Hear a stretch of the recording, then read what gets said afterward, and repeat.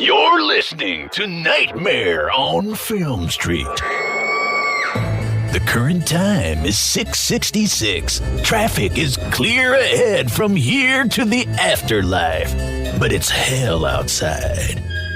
For the next hour, you're on Nightmare time.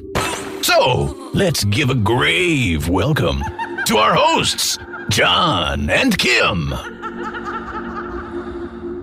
Hello again, fiends, and welcome to the season finale of Nightmare on Film Street. You are about to find out what the theme was for this mysterious season of Nightmare on Film Street. But first, we're going to do an episode. I'm Kimmi. I'm John. And yeah, stay tuned for the exciting conclusion where we reveal the secret theme and also the winners of this season's contest. If you've been listening, we've given everybody the opportunity to guess what the secret theme is. A few of you got it right, and we're going to share those results at the end of the episode. But before that, we're going to talk about Smile 2.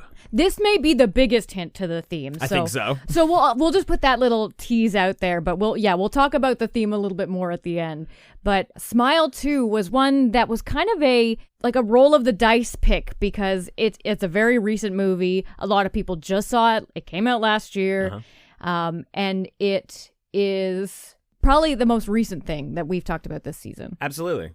When you said it was a roll of the dice, I thought you meant about when you went to go see it in the theater. Because I, really liked, oh man, the buzz for Smile 1. Like, that trailer, still, I think, one of the best horror trailers we've had in the last few years. Mm-hmm. And it was a really good movie, but I didn't fall in love with it immediately. Yeah, I'm going to stand by this, that especially having seen it now a second time, Smile 2 is my favorite. It really plays in that universe in a really fun way. Yes. And was such a surprise for me seeing it in the theater. Yeah, because I don't know where you were, but you were somewhere. I was getting a haircut. Okay. And I showed up late. I saw the first half of the movie by myself, and then you came in, and I was like, oh boy, are you going to regret what you did? And I did. I really did. Smile 2 is great. One of those rare sequels that's better than the original, as far as I'm concerned.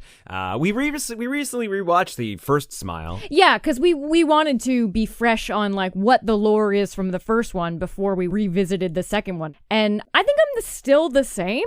I don't dislike Smile, but it feels more like standard fare. Yeah, great cinematography, good scares, hits you a little on the head with the theme, And Smile 2, it knows what its monster is. We know what its monster is. So it really elevates itself and plays on top of it. We have a fully fleshed out movie that is existing in this world. Yeah, it is a great sequel. I think it's what we always hope for in a sequel. It's like, okay, I already know the rules. I already know the beats, the template that you've set out from the previous movie. Show me something more. Mm-hmm. Do something more with it. Explore these themes in a little more detail, and also don't tell me too much. Let's not delve too far into the backstory. Let's not open up the library books and figure out where this demon came from. I don't need to know more about that. You're doing John Taffer immediately. Yeah. You need to shut this thing down. Bomb rescue. But what is also cool, on the other hand, is that the premise itself isn't too hard to gather. No. You don't necessarily have to go into Smile 2 having immediately watched the first one and been like, okay, Smile Demon. Where we are in the existence of horror movies that preceded it, we know this is It Follows plus Final Destination. With The Ring. Yeah. You've got 7 days. Exactly. The only thing you might be confused about is the intro, which basically picks up right where the first movie left off with Kyle Gallner. I honestly think the first 2-3 scenes in the movie are the strongest thing of the film. Oh, well, I mean, they look great. Starting a sequel, which is the first thing you see 6 days later, you're like, hell yeah, let's get into it. If this was the first one I saw, I'd be jazzed about that. I love a first movie that starts like that. Yeah, well, like you're saying, this comes, we have already seen all of the Curse movies from the last 20 years, from the last 100 years. We know horror movies. You're fucked up at the end of it. Yeah. And here we are introduced to someone who's fucked up at the end of it. Exactly. I think you could totally walk into this without having seen the first Smile movie and get it. and really enjoy the ride. So if you've skipped the first one for some reason, I mean, the movie was fucking huge. I think everybody saw it. And you're not sure about whether or not to check out the second one, gonna be a lot of spoilers in this episode, but definitely go see it. Yeah, so the scene opens up with this amazing long take of Kyle Gallner. He's at the very end of his 7 days ring scenario, being cursed by this smile demon, and he needs to pass it on in the way that you pass it on via these cursed universes. Either you die or you fucking kill someone. He goes, because he's a cop, he goes to a drug den. Yep. And it's chaotic, and it's like happening in live time, and it's a really great sequence because it's one extended take. Yes. And we are with this like unhinged character who's at the end of the line. Yeah, well, he's clearly probably spent the last 6 days, like as far as the first movie goes, like he was the sidekick for the lead who's been experiencing all this shit. He's been pretty skeptical of the whole scenario, as you would, and he is now at the end of his own cycle, and he knows there's no escaping from it. Maybe he's already tried. He's exhausted every avenue, but he knows that he's going to die and that he has to pass this on to somebody else. And he doesn't want to repeat what's happened several times over, where it's a whole bunch of innocent people that are getting this curse. He's like, if I got to give it to somebody, I'm going to give it to somebody who's an awful person. Who's in a different world. So the only people that person would infect are also shitty people. Yeah, right? So he's trying his best quarantine. To do he's trying to quarantine it. He's trying to maybe do something good. It's like, well, if people are going to die, maybe we take out the drug dealers who have been killing pregnant women. Like that's essentially what he's saying. Like, you killed a pregnant woman like a month ago or something. So like, now I'm going to give this to you. Everything goes wrong because he accidentally kills the person that he's trying to pass it on to. Yeah, and I don't fully remember from the first one, but I guess it's you have to like bear witness to a smile kill, and that's how you get it. Yes. So like, you have to witness somebody committing suicide. Death by smile side. Yeah, like you have to have like the trauma. There's a wrinkle in the first movie that I kind of forget, because they go visit a guy in a prison who realizes how he can pass it on. I think you have to murder somebody in front of somebody else. Like, it's because it is essentially passed through trauma. That is the idea. It is a trauma demon or a trauma curse. Maybe what Kyle Gallner was trying to do was kill this guy's brother in front of him. To then pass it to him, which frankly, I don't know if that's a good plan, because you're going into a violent world where these people murder people and deal with death all the time. I don't know if you'd be traumatized by that. His brother? Huh? His brother. These are hard Russian drug dealers, Kim. Your brother's the only person you care about in that world. I mean, yeah, sure. I just don't know if it would hit him as hard as it hits the innocent bystander who's just there trying to score a little bit of coke. Who's just a low-level drug dealer in the wrong place at the wrong time. And then 1, 2, skip a few, everything goes wrong, and Kyle gets hit by a car. Yeah. And it leaves a lovely, disgusting corpse. Yeah, the truck just like smears him across the road into a smile, which then gives us our title card, and we are in this fucking movie. Such a good opening scene. Normally we don't get in the weeds of an opening scene this much, but it is a short film in and of itself, and I fucking loved it. Oh, a short film that is completely different from the rest of the movie, because after seeing that, I'm like, we need to get Parker Finn to make like the new Bourne Identity or like the new Bad Boys movie or something, because he can clearly shoot action, and I would love to see him do it. Seeing like a gritty cop thriller in that kind of like POV following camera would be really cool. Yeah. Well, I mean, a lot of it comes down to the cinematographer as well. I'm going to try not to talk too much about like the camera work in the movie, but it is hands down one of the biggest standouts of Smile and Smile 2. The cinematographer's name is Charlie Saroff, and the camera tricks in this movie, the camera work, just like how the camera moves in scenarios, fucking brilliant. I think a lot of that comes down to, too, that they are confident in their villain here. Like they've been in the world of this demon before, and now they get to kind of play with the scares using the camera. And they do so many great pan and reveals and like lookaways and scares with it. And perspective changes that just fuck you up. Like there's a moment where she sees something in a mirror and we can't immediately see what it is. Yeah. And then it's like the fucking guy that killed himself in front of her standing behind her with his face obscured by her. It's so good. But what's extra creepy about that is that when we fucking stay there. Well, we stay there, but she's trying to move so that way she can see, without turning around, see what's behind her, but the fucked up thing behind her is also moving with her, so we never get to reveal the face. We only hear, like, the dripping of blood from, his jaw fell off from his jaw bit. falling off. Yeah, so, like, again, if we're skipping a few, like, our lead character is a pop singer who is now sober after a very public car accident that killed Breakdown, her. drug addiction. Yeah, it's just like a huge downward spiral. She is rebuilding her brand, her image, and she's launching a new world tour. But the pressure's getting to her. She's got a lot of physical pain because of the car accident, which the choreography for her concerts is not helping. And looks cool though. It does. And to try and get something more than just a Tylenol, she goes to her old drug dealer for some Vicodin, I think. Yeah. Percocets, whatever. Yeah, and when she goes to see him, he is at day 7. He is, like, in it. Yeah, I mean, he's also crazy coked out. So at first you think he's just really weird and paranoid and drugged up. Yeah, you're like, what is this scene? Yeah, until he smashes his fucking face in with a weight. Smile side. It's gross and gory, and I love how... It, too. Another really great short film in its own. That scene? This movie is just a compilation of really great scenes. Uh-huh. Like hats off to Parker Finn, writer director of these movies, and to Paramount Pictures for making it. Like even the first one, you're like, this is a little more fucked up than I thought Paramount would do, but all right, let's go.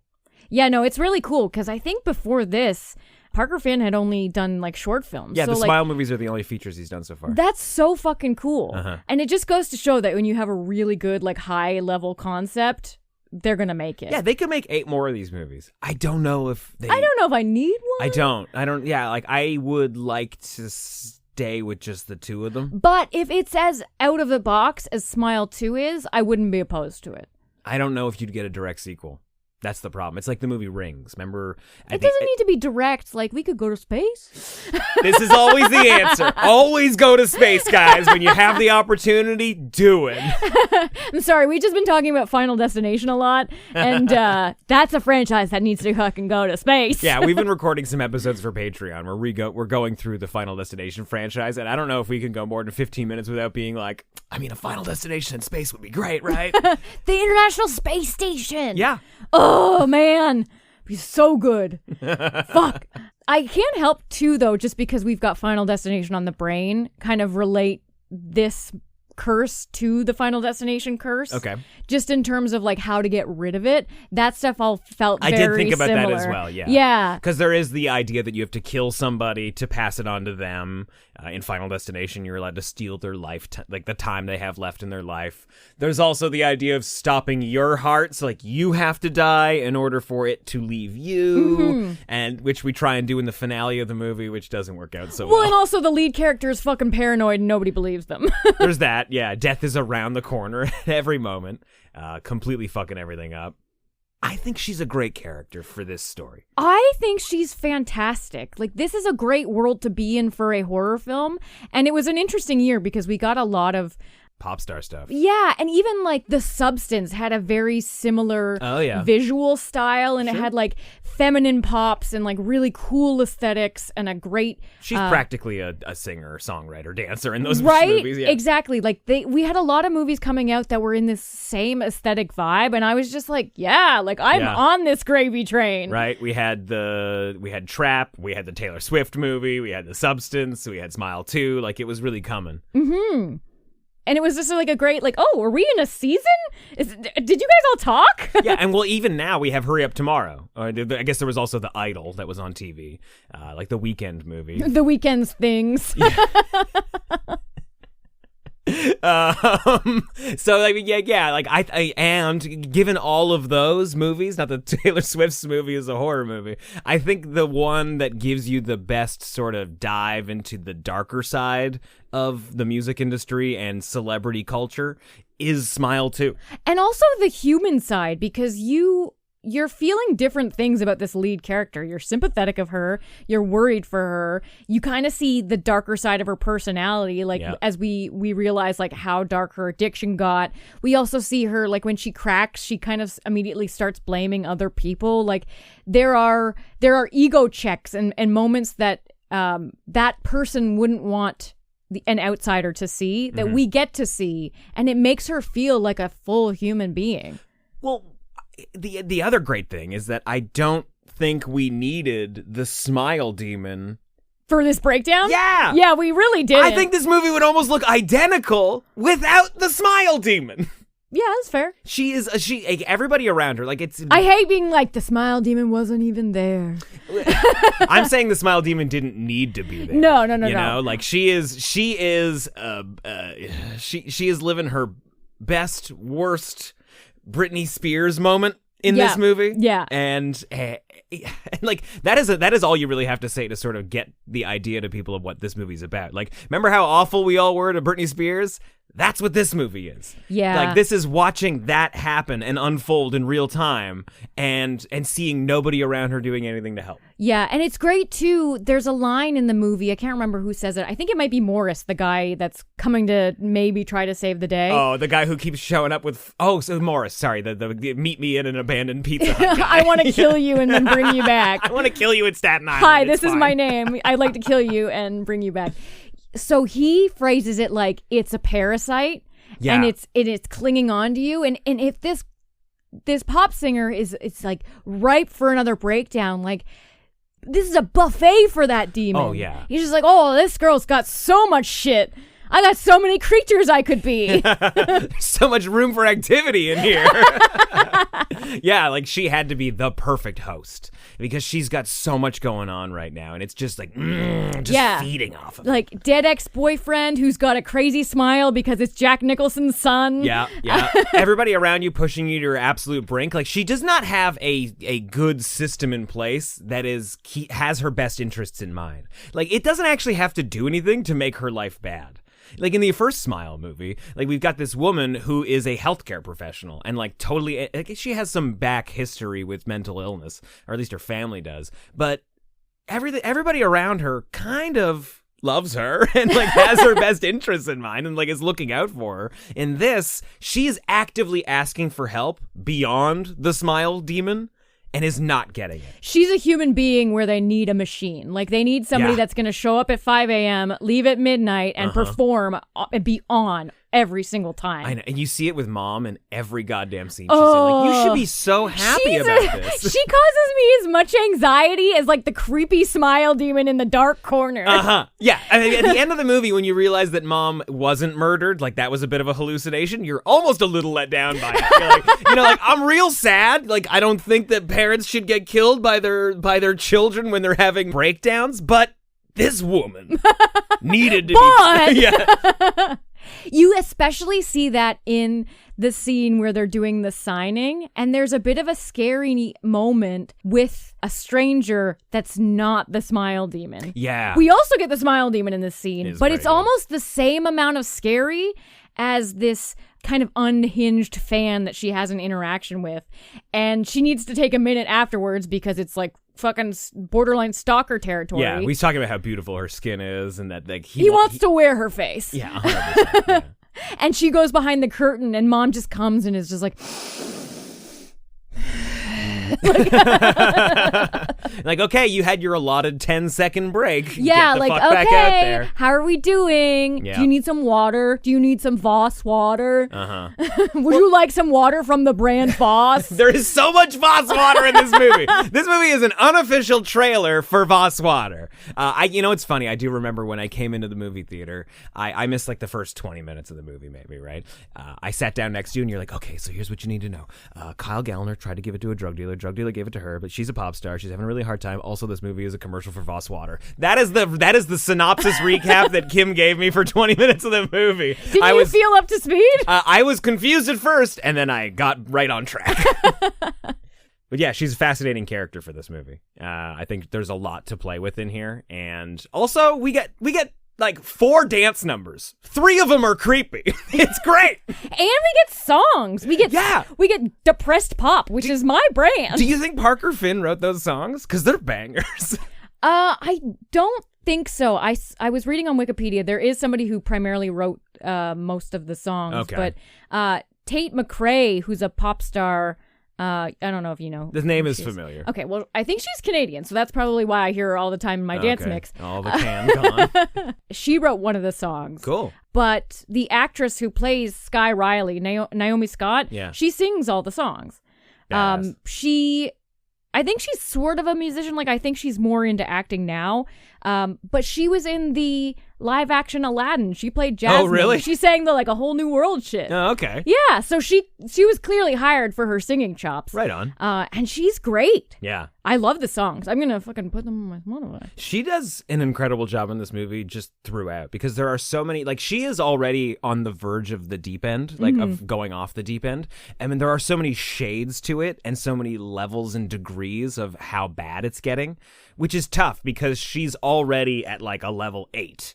But because the movie needs to progress to level 10, like, we have to visually see like 8.25, 8.5, 8.75. Yeah, she does a great job. You can't go so hard so fast because we've got an hour and a half here. Yeah, no, it's great. And there are so many opportunities for scares with this character. Like, we talked briefly about the signing, but there's a moment where like a little girl as the smile demon shows up and she doesn't interact or respond at all, and Sky has to just like sign her shirt and take a photo with her, and it's so uncomfortable. And she's just staring at her instead of the camera for this photo. But the best part about it is the assistant who's taking these photos. Like, that's a great photo, awesome. Yeah, you guys look so cute.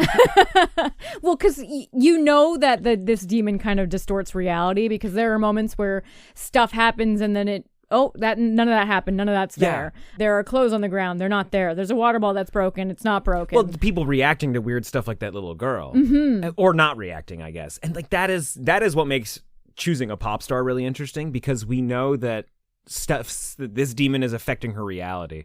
And even if she's behaving a little bit weird, if it's not weird enough that you're worried about her mental health or that she's going to murder her mother in 2 days, you're just gonna be like, yeah, totally, just like fluffing her butt, right? Well, even that little girl, like that little girl's creepy, and you would expect a human being to be like, everything okay here? But they wouldn't, because it's just an assembly line. We just need to move people through. There's no time to think about how people are doing. We just need to move on to the next thing. Yeah. Another great scare. I don't know. Is it my favorite scare of the movie? The sequence in her apartment/hotel room with the backup dancers. Oh, this is the smile backup dancers. This is a whole set piece. Yeah, we're fully doing a Ghost from Mario scenario where you're looking at them, they're not moving. You're not looking at them. You look back at them and they're in a completely different position. And one of those positions, they are like climbing on top of each other and like 12 feet to the ceiling. They're like forming a giant monster. Like, they move in unison as one thing. It is very creepy. And also their body postures are very reminiscent of the choreography of the actual backup dancers. Yeah, like this is definitely like a visual metaphor that you could use for just talking about her having a mental breakdown, irrelevant of the smile demon. Like, she's just in her apartment by herself, overcome with grief and pressure and it's everything. Consuming her. Yeah, exactly. Yeah. It's just on top of her. It's climbing in her mouth. Whole arm down her throat. The smile demon is like really big on going in there. Yeah, just climbing inside physically going in there. Yeah, there's that scene toward the end where it's like, I love being inside your skin. Like, that's great. Like, that's awesome. Okay, so that's my one complaint about what? The smile demon. I hate when it talks. Uh-oh. I hate when it talks. But it's in her voice when it's talking there. Still hate when it talks. You don't love the weird Ren and Stimpy style eyeballs that it has afterward? Like almost like the Large Marge? I was going to say, it looks like Large Marge. Yeah, it looks awesome. It's zany. It's zany. I'll give you that. The final form stuff, zany. Very zany. I appreciate some zane. I think it's better, especially Billy Zane. I really like it a lot more in this one than in the first one. In the first one, it's the first time you see it, and it just like climbs out of her mouth and stuff. It's jarring because there is no humor to the smile world. Yeah. And then all of a sudden you're seeing the final form of this demon, and you're like, oh, I see why you hide in human bodies. No one would take you seriously. It's quite the grim for those long elbows. But I think it's revealed in a really well way, or a good way here in the second one, because we have all of these steps toward how backward her reality is, which is probably... Are you trying to justify those weird eyeballs, John? I do not feel like I need to justify those weird eyeballs. Those weird eyeballs are great. They're zany. A+, gold star, MVP of the movie, those weird eyeballs. How do you feel about the demon talking? It's a little zany. But so in this movie, like the biggest strength that this movie has, and especially against the first movie, is how much of her reality is fabricated, because we understand. Even at the end of the movie, you're not 100% when it starts. I don't know if anything we saw in this movie actually happened. Period. Okay, I disagree there. I think it starts from when the dancers put that arm in her mouth, but I mean, that is yeah, but because like I don't think she went to the wellness clinic because mom's not dead. She might have gone to the wellness clinic, but she maybe went from the wellness clinic to the show, and like because we had a day to rest, so she was basically just in bed for a day, resting up.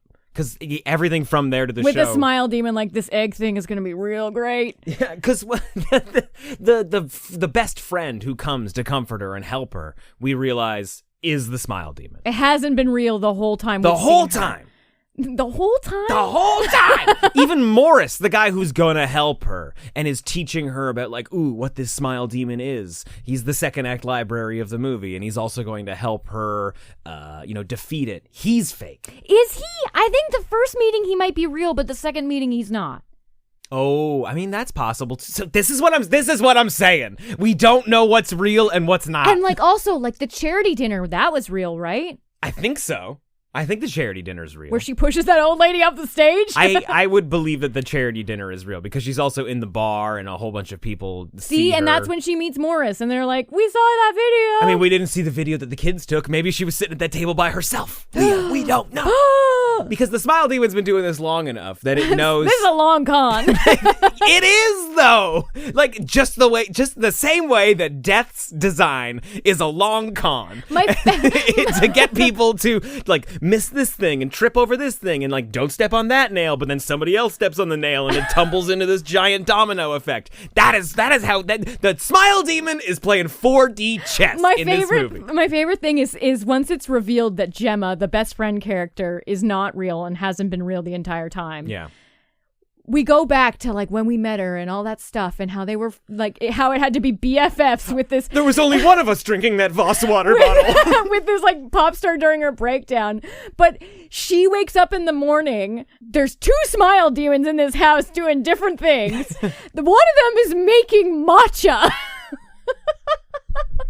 Oh, I kicked my microphone. Also, driving a car during that reveal. We realize that the smile demon is driving the car, which means that she's either not in the car or, well, I mean, there's a flash, she blinks, and then she's in the driver's regains seat. Control, and she's the one driving. Yeah. That also happens during the mom death scene because she sees mom killing herself with a piece of glass, and then when she kind of like comes to, she's holding the glass and she's covered in blood. Yeah, which you would expect. Like that's like, oh shit, yeah, no, it's playing tricks on her, but like we don't realize. But it's tricks on tricks on tricks, tricks on tricks on tricks. Yeah, and like that's something that you need in a sequel. And there are a couple rug pulls in this movie, and they all feel good. They don't all feel cheap and unearned. Yeah, normally when it's revealed to me that the last 20 minutes of what I've been watching hasn't been true, hasn't been the reality, I'm like, okay. It doesn't always work. But when we put you in an egg to come out on stage, you got so that's what Kim needs. You Kim got needs an me egg. on board. It's actually a chrysalis, but sure. She's the butterfly. Because she's the butterfly. Coming out of the cocoon. Yeah, exactly. Yeah. And then she's in front of the audience. She is at her 7th day. How much of a just like salt in the wound is it that when she comes out of this egg and reveals like that everything that's happened in the last hour and a half has been fake and this alternate world, and she's wearing the costume that she refused to wear. Right, yeah. Like somebody just fucking put it on her and was like, "You're the butterfly." Yeah. She's like, "I don't want to be the fucking butterfly." And her mom's like, "You look great as the butterfly, honey." Looking great. Love it. That's the worst part about this movie, is not that the demon eats her at the end. It's that they put her in that fucking butterfly costume. And the demon was just like, she's going to hate this. Everybody's going to see her scars. She's going to hate. This whole final smile denouement happens on stage in front of the entire audience. It's a full stadium tour of tween-age girls who are like, 12 to 17. And we see what's happening through their perspective. We are looking at them reacting. Yeah. I'm assuming it's because the demon wants to pass itself on to like tons of people at once. Absolutely, yeah. Yeah. Like, why pass up this opportunity? But final form, Smile Demon on stage. How do you feel? Love it. Oh, especially in this one, because we see, like, in the first Smile, like, her mouth gets stretched open for the Smile Demon to walk inside. And then she lights herself on fire. It's really cool. It's a great ending. And again, similar to the end of this movie, like, we see the trauma directly reflected on Kyle Gallner's face at the end of that movie. Like, we don't necessarily see her dying. We see his reaction to it. What I love about this one is that when it stretches her mouth open, it's fucking weird. It is a zany mouth stretch. Like, we're going like corner by corner, just like tearing at her lips and just like stretching out her jaw and climbing inside. You're opening a Christmas present, but you're taking 10 minutes to do it. I mean, why not take your time? Like, unfold this piece of tape, unfold this piece of tape. Yeah, that's exactly it. I like it. I think it's great. And then, yeah, she kills herself with her microphone. Just like, we only hear it, but by the end of the movie, it is fully embedded into her goddamn face. It looks a little implausible, but we're in zany territory now, so it doesn't matter. She did. She did, in front of everybody. So now that demon is passed on to potentially the entire audience. Like, 30,000 people in Madison Square Garden? I don't know how many people are in Madison Square Garden. Maybe 60,000 people. A lot of fucking people getting traumatized by that. It's the same as the end of the movie Rings, where the tape gets put on the internet and everybody's watching it, and that's how we end. We're like, holy shit, can't wait to see what the next Ring's gonna be like, but we haven't gotten one yet. It is a great way to end your second movie, because it just opens things up. Like, the third movie could be so fucked, but I do think this is a great spot to end on. And if they do a third one, unfortunately, I think it kind of needs to be a prequel or something. Just thinking about the Smile Demon as a parasite and just, in like this post-COVID world, I was immediately thinking of like the R number of the Smile Demon in scene. Like, this variant has really gone up in its infection rate. Because like originally it was infecting one person 1 to 1. Yeah. And now it's like 1 to 40,000. This is crazy. Yeah. Like, we're fucked. This is the variant that's taking over. There is no PPE that'll stop you from the Smile Demon. I mean, maybe. Because you won't see the smile. Like, if they're wearing the PPE. So this is something that I've thought of. Like, you could do a third one that's a direct sequel. And it's not that everybody has the, like everybody has a diluted form of a version of the Smile Demon. Like, there's only one. It kind of exists in all of them. Now like you've caught it a second time, so you've got a little bit of immunity. Like, yeah. The viral load gets spread. The vile load gets spread. Yeah, so it's now everybody's just really morose. Yeah, really mean, really morose. And it needs to and a little zanier. And a little zanier, aren't we all? I mean, that might be a better society. Yeah, I really like Smile 2. I think it is a really solid sequel, just a great movie in general. Yeah, it looks fucking great. Great scenes in it. The characters, the story, it's really immersive. The music is well done. The cinematography is great. Yeah, there's no surprise this was on my favorites of last year list. Yeah. I can't remember where I placed it, but it was good. And you want to tell everybody why we're talking about this movie? Yeah, in particular? All season long, we've been calling this Season X, and that's not actually the name of the season. The season, and this is the theme. This is what you guys have been guessing all season long. We're calling it Vinyl Resting Place. Yeah. Every single movie that we talked about this season on the podcast starred a musician. Pop stars, metal frontmen, rappers, hip hop artists, and technically Smile 2 also has a musician in the lead role. But because this also wasn't really going to be a movie that people could make predictions on, it was mostly here because it is about a pop star. And we wanted to be really obvious. Like, I think Trick or Treat about halfway through was a really good clue because it was about a musician, but then it also had like Ozzy Osbourne and what's his name? Gene Simmons. Gene Simmons. Yeah, if we go through the list. So, like, we started off with Fire Walk With Me, which stars David Bowie. Very briefly. Next up, we had Jennifer Lopez in The Cell. Queen Latifah was in The Bone Collector. That one we didn't, that one was maybe a little bit of a misdirect. We were trying to be crafty at the beginning. We were going with cop thrillers, detective thrillers, but they also had a musician in them. And then a bit of a left turn with The Prince of Darkness that had Alice Cooper. Of course, Debbie Harry from Blondie's in Videodrome. Witches of Eastwick has Cher. Day Shift's got Snoop Dogg. Like you mentioned, Ozzy Osbourne, Gene Simmons were in Trick or Treat. Slumber Party Massacre 2. This one's tricky because this one's about musicians as well. And as we discussed and we all learned on Joe Bob Briggs, the guy who plays the villain, the driller killer, was a musician. And like that was his intended goal. He started out as a musician, became an actor, is now just a Nepo baby. Yeah, but is an heir and owns a baseball team now. yeah, exactly. Urban Legend has Jared Leto from 30 Seconds to Mars. But don't ask Jared Leto because he doesn't think he was in that movie. and of course, Tina Turner was in Mad Max Beyond Thunderdome. What a fun season. Yeah, this has been a lot of fun. There were a lot of great guesses. Yeah, we tricked a lot of people with the cop thriller start. We had a lot of guesses in that vein, like the mystery, FBI, thriller, psychological horror thing. But quite a few of you caught on as we got later into the season. Yeah. Like, there were some really good guesses. And honestly, just kind of like people that were guessing around the outside, like where is my mind? Like what is reality? It's, cult classics. Cop Body Swap was one of them, which Swap really works for some of the movies that we talked about. And then inevitably, like as time went on, people started to figure it out. Because you're like, how the fuck does Thunderdome fit in this? We have a handful of people who guessed it correctly, and we are giving a prize pack to the person who guessed it correct first. Do you want to give us that name there, Kim? Who's winning our prize pack? Yeah, so this prize pack is going to contain a signed copy of our book, Cocktails from the Crypt, as well as some props from the book and some other cool goodies, as well as a copy of Trick or Treat from earlier in the season. That's right. You're going to get the new 4K copy of Trick or Treat from Synapse. Thank you, Synapse. And thank you, MVD Entertainment. And so the very first person who guessed correctly was Shane Willard. Congrats, Shane. You are getting the prize pack. Way to go, Shane. We have emailed you. Yeah, Woo! and we got a couple other people, obviously, that guessed it right, and, we picked a couple names at random. So we've got 2 runner-ups as well, Eric Burns and Ashley Gilroy. You're going to win yourself a cool Nightmare on Film Street t-shirt. Your choice from the store. So check out your email inbox, maybe check your spam folder. We're going to send you an email to get your mailing address. Congrats again. Great guesses. And, oh, man, it has been very fun to do this series. I have been loving the season format, and I cannot wait. We've got another amazing season planned. Oh, yeah. Our next season is going to be such a fun one. When we start getting guesses for that, it's going to be wild. I've got ludicrous season ideas for, like, the next 10 years. I feel like a Google Docs folder filled with the craziest shit.